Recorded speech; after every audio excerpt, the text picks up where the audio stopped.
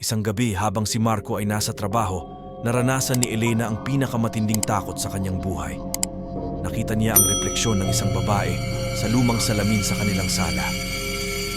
Ang babae ay maputla, may mahabang itim na buhok at nakatitig sa kanya na para bang may gustong ipahiwatig.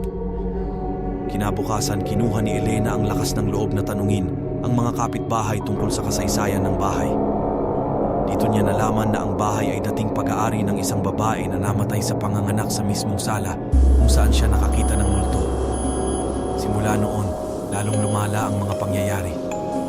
Mga gamit na kusang gumagalaw, mga pintong kusang bumubukas at sumasara, at ang madalas na paglitaw ng babae sa salamin. Hanggang sa isang araw, hindi na kinaya ni Elena ang takot at nagpasya silang umalis sa bahay. Sa kasamaang palad, kahit saan man sila lumipat, tila ba sumusunod sa kanila ang multo ng babae. Hindi sila tinantanan hanggang sa